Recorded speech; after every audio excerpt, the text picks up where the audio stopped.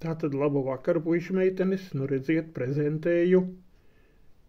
Nopirku šodien GoPro 7. Lūk.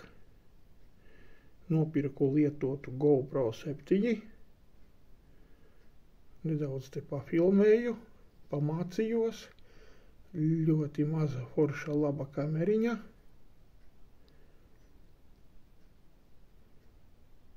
Izdevās ielīst 100 eiro budžetiņā.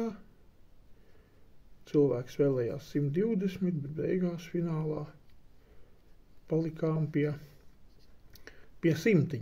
Tā kā puišu meitenes priekš sludināšanas ielās tagad būs GoPro. Tuvākās dienās jānopērk ir krūšu tāds speciāls statīvs, ko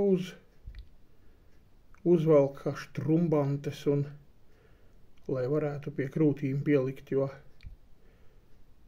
video fiksācija sludināšanas laikā ir vajadzīga, kā mēs te redzam pēc visādiem vērmaņdārza uzbrukumiem. Tāpēc es tagad ar mazo melno GoPro un,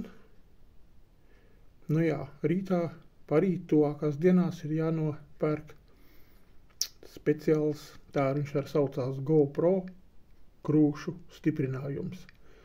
Tā kā puišu meitenes.